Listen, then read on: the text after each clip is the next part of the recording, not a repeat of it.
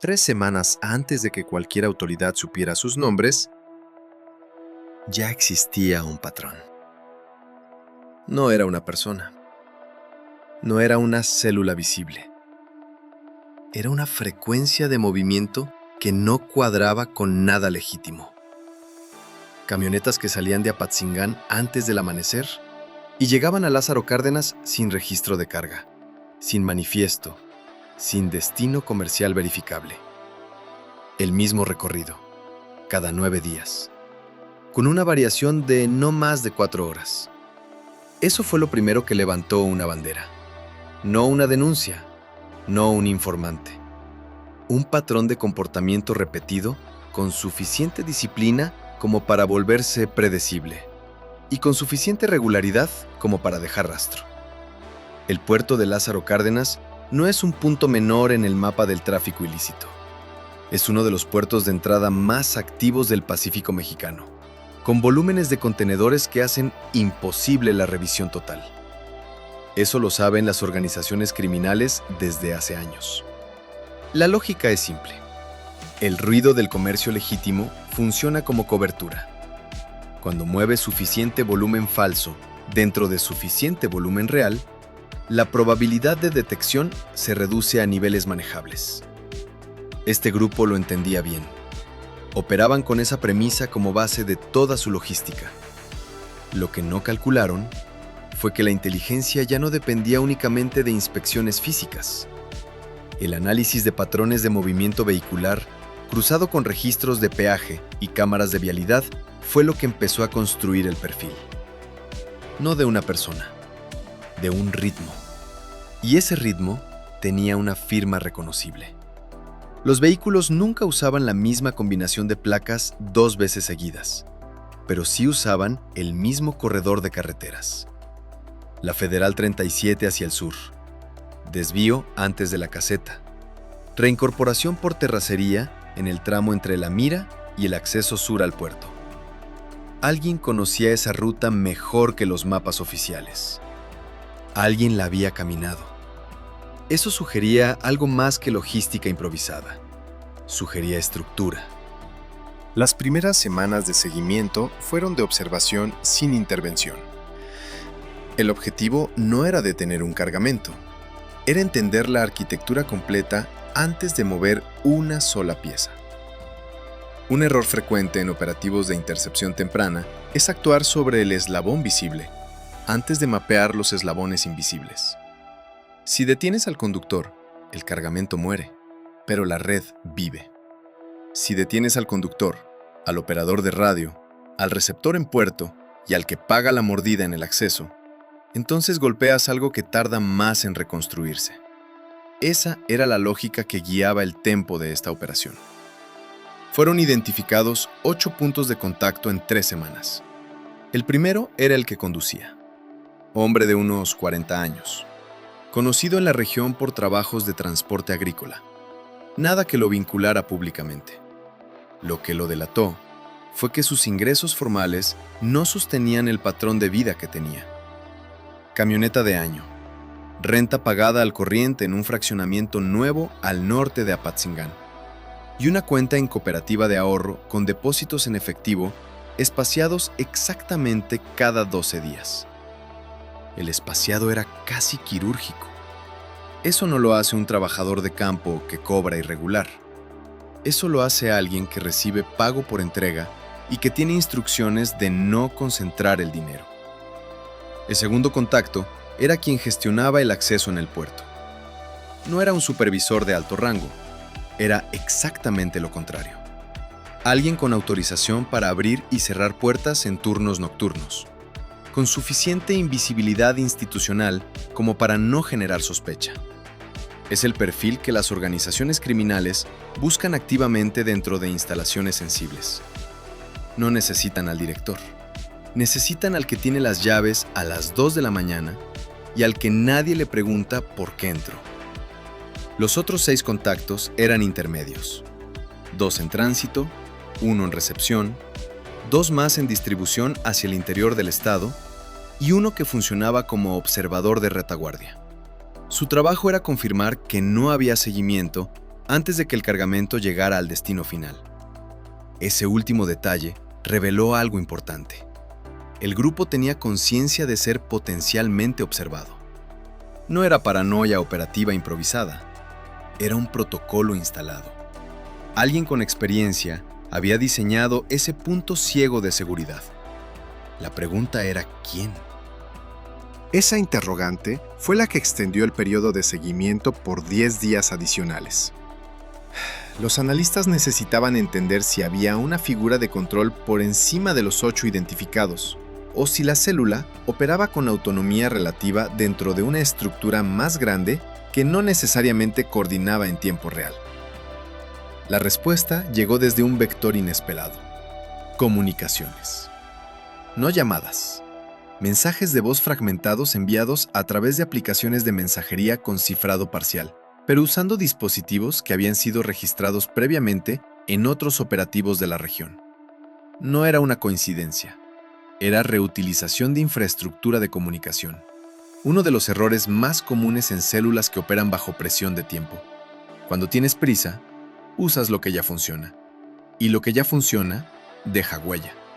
Las voces en esos mensajes no fueron identificadas inmediatamente, pero el patrón lingüístico, los regionalismos específicos, el uso de ciertos códigos que ya habían aparecido en análisis anteriores relacionados con una estructura conocida del occidente de Michoacán, confirmaron que esta célula no era independiente.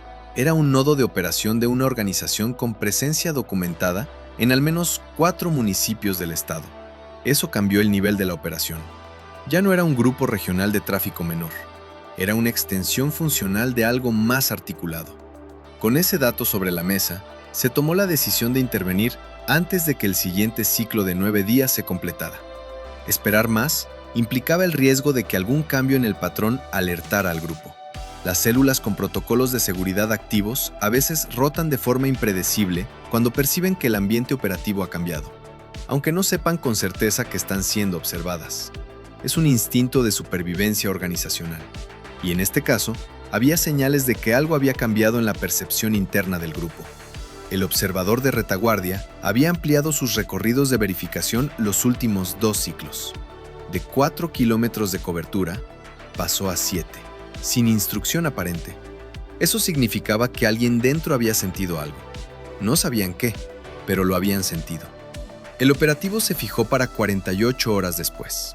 La intercepción no se diseñó como un bloqueo de carretera. Eso habría sido la respuesta más obvia y la más fácil de anticipar. El diseño fue diferente. Contención simultánea en 3 puntos geográficos distintos, con equipos independientes que no tenían comunicación entre sí hasta recibir la señal de ejecución. El punto 1 era el origen en Apatzingán, donde el vehículo primario debía ser asegurado antes de salir. El punto 2 era el tramo de terracería entre la mira y el acceso al puerto, donde operaría el equipo de intercepción móvil. El punto 3 era el interior del puerto, donde el contacto con acceso nocturno sería neutralizado en el momento exacto en que abriera la puerta. La sincronización era todo. Si alguno de los 3 puntos se activaba antes que los otros 2, el circuito de comunicación interna del grupo lo detectaría en minutos. El observador de retaguardia usaba un radio de banda civil con frecuencia rotativa cada 40 minutos. Eso requería que la ventana de acción fuera de no más de 30 minutos desde la primera detención hasta la tercera. 30 minutos. Para cerrar 3 puntos en una geografía distribuida a lo largo de 70 kilómetros. La noche del operativo, el cielo sobre la costa michoacana estaba despejado. Había viento del norte. Eso importa, porque afecta el sonido de los motores en terracería. En condiciones de viento contrario, un vehículo que avanza por un camino de tierra sin asfalto puede ser escuchado desde más de 1 kilómetro antes de ser visto. Los equipos de intercepción en el punto 2 operaron con motores apagados durante el periodo de espera, posicionados en un cruce natural de la terracería, donde la velocidad del vehículo objetivo tendría que reducirse por la topografía del terreno. Y ahí esperaron, en silencio, con el viento. El conductor del vehículo primario salió de Apatzingán a las 12:57 de la noche. El equipo en el punto 1 lo siguió desde el fraccionamiento hasta el primer kilómetro de salida urbana. momento en que se ejecutó la detención. El conductor no opuso resistencia. Detuvo el vehículo cuando vio las luces de posicionamiento y bajó sin que nadie se lo pidiera 2 veces. Esto también dice algo. Alguien con entrenamiento para situaciones de presión habría intentado maniobrar, o habría esperado confirmación por radio antes de detenerse. Este conductor sabía que el radio ya no iba a responder. O lo supo en ese momento. La carga asegurada en el vehículo correspondía con las estimaciones previas en tipo, pero no en volumen. Era menor. Eso generó una pregunta inmediata en el equipo de análisis que seguía el operativo en tiempo real. ¿El ciclo había cambiado? ¿O este era un envío fraccionado? La respuesta llegó 20 minutos después. Cuando el equipo del punto 2 aseguró un segundo vehículo en la terracería que no había sido identificado en los seguimientos anteriores. Era nuevo en el circuito. Llevaba volumen adicional y tenía una frecuencia de radio diferente a la que usaba el observador de retaguardia. Lo que eso confirmó fue que el grupo había implementado un sistema de partición de carga en respuesta al instinto de amenaza que ya habían percibido. En lugar de un solo vehículo con carga completa, dividieron el cargamento en 2 vehículos con rutas escalonadas. Era una medida de mitigación inteligente. Llegó tarde. El punto 3 se ejecutó sin complicaciones. La persona con acceso al puerto fue detenida en el momento exacto en que ingresaba al área de operaciones nocturnas. No había nadie más presente en ese turno que pudiera interferir. El acceso fue cerrado. El área asegurada.